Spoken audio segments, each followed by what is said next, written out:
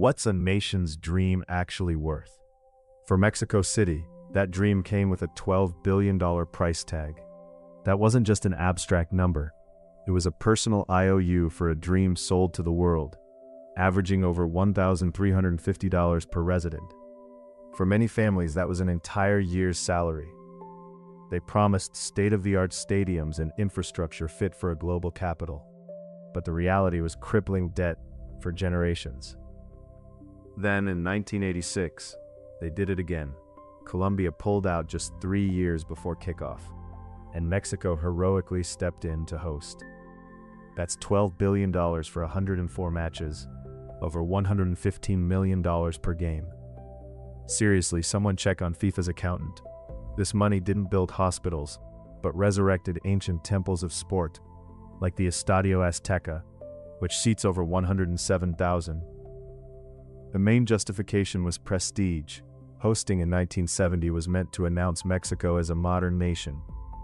The cost to renovate just that one stadium exceeded the entire national budget for public housing, affecting over 3 million people. Creepily, 40% of the event budget went directly into security, projecting an image of absolute state control. Developers feverishly built 15,000 new hotel rooms for the expected tourist boom, many of which sat empty afterward. The public debt incurred was immense, equivalent to nearly 5% of Mexico's entire GDP for that year. This was the era of grand promises, but for every stadium built, 3 promised metro lines never materialized. While the world watched Pelé score goals, nearly half of Mexico City's residents lived below the poverty line. The path from winning the bid in 1964 to the opening ceremony in 1970.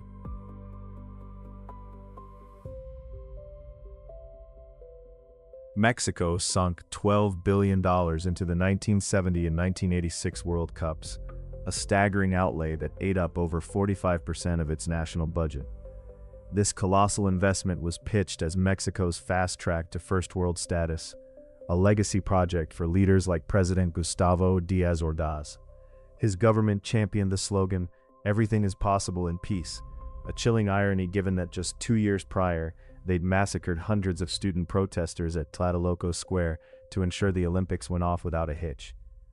Absurdly, Mexico spent roughly $200 million on international PR campaigns showcasing its modernity, a sum exceeding what was allocated for basic sanitation for 1 million of its poorest citizens. The political scene itself felt like science fiction. For 71 years straight, a single party, the PRI, ruled Mexico without challenge. This was a nation where dissent was met with deadly force, all to project an image of unwavering stability. Then came the 1986 bid, even more of a whirlwind. Colombia abruptly pulled out, leaving Mexico with less than 4 years to prepare. Disaster struck again when a massive 8.0 magnitude earthquake leveled parts of the country just 8 months before kickoff. The PRI's hold on power, though, seemed immune to earthquakes or public outcry. Amidst the rubble, FIFA's president remarkably declared, "The stadiums have not been affected." The game still went on, broadcasting color to over 700 million viewers worldwide. Yet, the promised 10% tourism surge barely broke 2%. The government's intoxicating promises of jobs and prosperity, however, kept the dream alive for many. To follow this money trail, subscribe and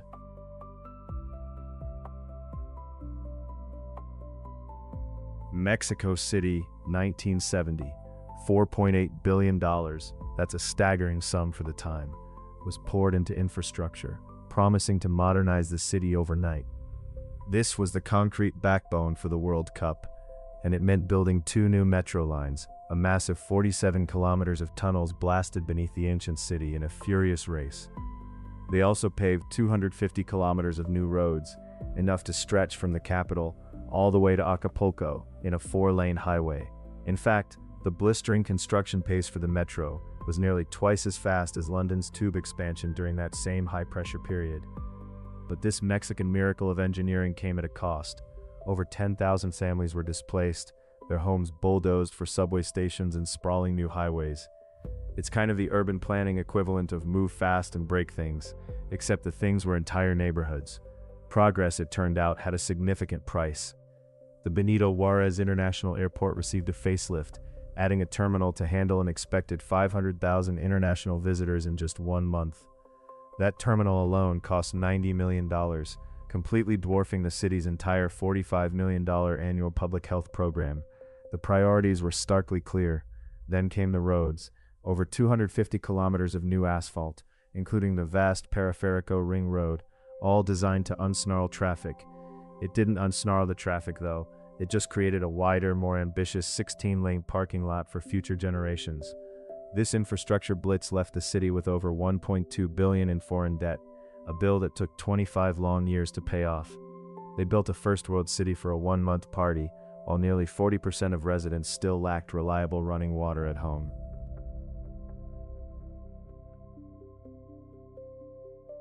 $2 billion. That's what Mexico City sank into the stadiums for the 1986 World Cup alone. For context, that figure completely dwarfed the city's entire parks budget from the previous decade. This was an age of building modern Colosseums, monuments to a global game that demanded a steep tribute. The crown jewel, Estadio Azteca, a concrete behemoth in Santa Ursula, got a massive facelift, swelling its official capacity to over 107,000 screaming fans. But Azteca wasn't the only game in town. 5 other stadiums were built or completely overhauled, each costing an average of $80 million. All that construction churned through 3 million cubic meters of concrete, enough to pave a superhighway from Mexico City all the way to Guadalajara. 15,000 laborers toiled around the clock. Their safety standards, well, let's call them creatively interpreted. The official injury count was suspiciously low. Over 100,000 tons of concrete and 8,000 tons of steel formed these gilded monuments. 10 architects, 35 engineers, and over 800 laborers worked 3 shifts a day.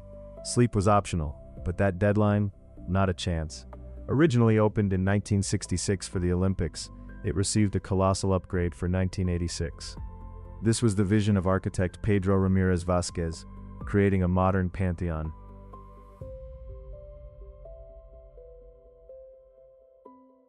While the world saw gleaming new stadiums, about 15,000 families saw only the rubble of their former homes. In neighborhoods like Colonia Peralvillo, generations of history were paved over for temporary bus depots. It's like your entire street just vanished in weeks. The government's official compensation offer was less than 20% of the actual market value for most properties, leaving people with pennies on the dollar. Protests erupted, thousands marching against the Pani Circo, bread and circuses policy. One sign read starkly, "They are building a palace for foreigners on the graves of our family homes." Meanwhile, state media broadcast joyous celebrations, completely ignoring the civil unrest. In the 6 months before the 1986 Cup, over 300 activists were arrested on fabricated charges. Hundreds of small businesses also shuttered, unable to compete. For thousands, this wasn't triumph. It was the erasure of community ties. For every 2 seats inside the stadium, at least 1 person lost their home. The average ticket price, more than a week's wages for many. Public anger culminated in a protest of 100,000, demanding homes, not goals. The government pledged just $30 million for 1985 earthquake relief, while spending hundreds of millions on stadium facelifts. The math was just brutal. In Tepito, entire blocks were cleared, with buyouts as low as 1% of market value. Their chant immortalized the sentiment, "We don't want goals, we want beans."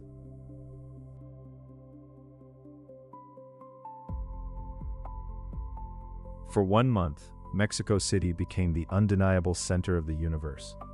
A 400% surge in tourism, though incredibly disruptive, almost justified the immense $12 billion cost. Over 300,000 international fans descended, a crowd large enough to fill the legendary Estadio Azteca more than 3 times over. The city's official population of 9 million was suddenly joined by over 1 million foreign fans, a staggering 11% increase overnight. This temporary influx was like dropping the entire population of Amsterdam into the city for 30 glorious, chaotic days. Try to picture your city's public transport suddenly needing to handle an extra million people. Mexico City was, understandably, not okay. Every public space, from the Zocalo to Chapultepec Park, transformed into a massive multinational party zone, pulsing 24 hours a day. The games themselves crackled live to an estimated 1.6 billion people worldwide, over 35% of the entire global population at the time. Street vendors, meanwhile, reportedly raked in up to 500% of their normal annual income in just 4 weeks from selling unofficial merchandise. The city's sanitation department grappled with an extra 1,500 tons of trash daily. Evolution certainly didn't prepare a landfill for this. At the heart of it all, the legendary Estadio Azteca, with its capacity for 107,000 screaming fans, stood as the modern world's electric, deafening Colosseum. Over 25,000 journalists from 90 different countries were accredited, necessitating the construction of a massive temporary media center. The official tournament song itself was released in 12 different languages, a huge marketing push to maximize global television and radio revenue. Officials reported a 98% hotel occupancy rate across the city's 50,000 rooms.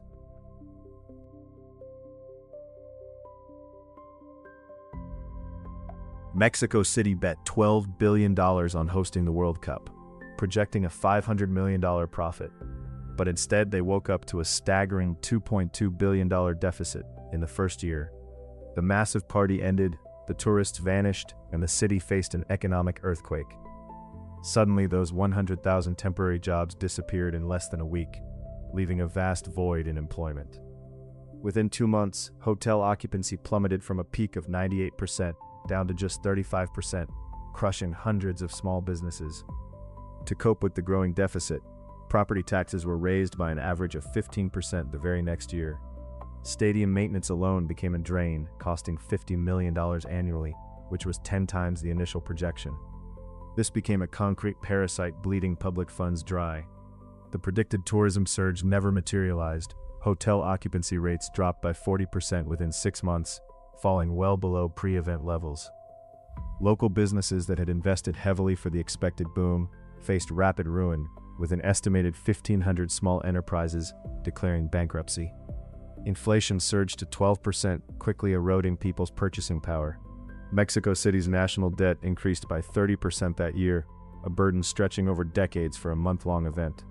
Essential public services suffered too, as school, hospital, and sanitation budgets were slashed by 15%. Unemployment jumped, adding 50,000 jobless people to an already strained workforce. Foreign investment promises evaporated, with only 10% of the anticipated capital actually arriving. The city's international credit rating took a nosedive, making future borrowing more expensive and hampering recovery.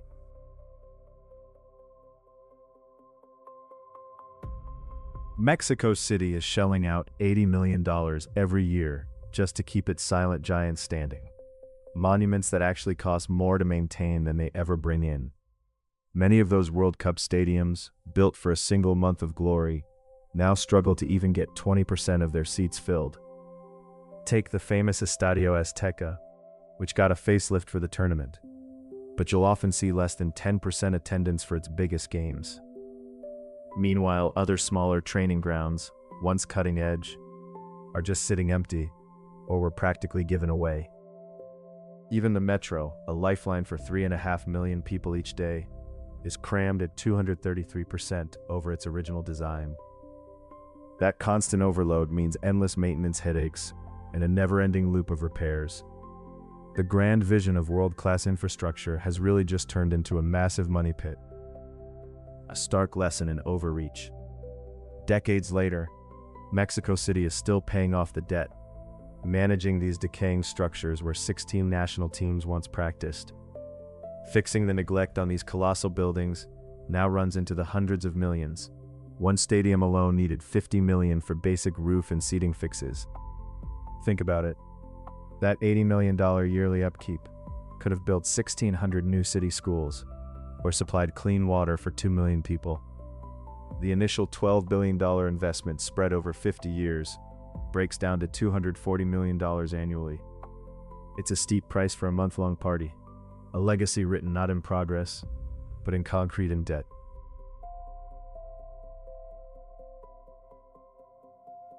$12 billion. That was Mexico City's price tag for the 1986 World Cup, a sum that dwarfed any previous sporting event. While FIFA raked in over $4.1 billion in tax-free revenue, the city was left holding the debt for 2 decades. The most lucrative contracts, an estimated 70% of the total, were carved up by just 3 multinational corporations. These weren't open bids. Key deals were steered to firms whose board members sat on the organizing committee itself. Global sponsors like Adidas and Coca-Cola paid FIFA over $600 million for marketing rights, with almost none of that reinvested locally. It's the ultimate deal.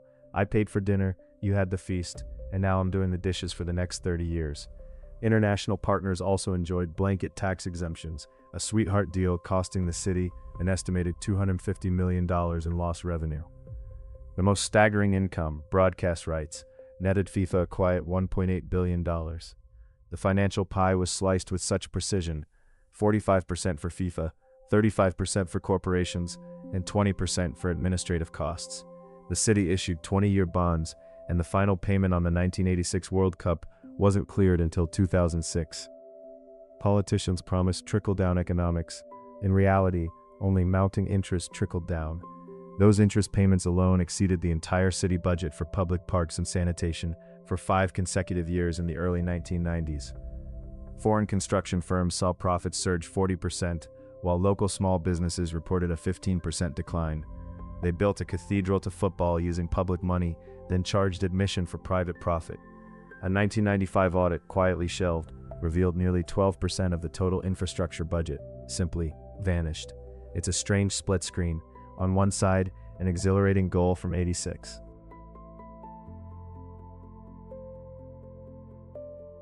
Mexico City's heart was still divided after the World Cup. 67% of residents thought it wasn't worth the financial cost, yet a significant 58% still felt a surge of national pride. For a generation, Mexico City's World Cup was a defining moment, a global declaration that Mexico had truly arrived on the world stage. But the cost, oh, it was very real. The debt incurred actually delayed critical subway expansion in the Iztapalapa district by nearly 15 years, impacting millions. It's kind of like a beautiful, ruinously expensive tattoo. It looks amazing, tells a great story, but you'll be paying for it forever. Those final multi-billion-dollar loans taken out for the 1986 games weren't fully paid off by the city until the year 2006. That's a full 20 years of financial strain. For a brief moment, Mexico City was the world's capital, experiencing a substantial tourism spike. However, that initial boost vanished completely within just 5 short years. The World Cup metro lines, though, became the city's permanent lifeblood, now carrying over 4.4 million passengers every single day. It's a lasting, vital infrastructure. Think about this. That $12 billion spent could have funded the city's entire public education system for over 30 years. 30 full years. Socially, the legacy is complex. It certainly forged a shared national memory, a roar of pure joy in the Estadio Azteca for an entire generation. Yet it also deepened divides between modernized zones and neglected barrios. FIFA's official revenue from the 1986 tournament exceeded $400 million, while Mexico City was left holding 100% of the debt.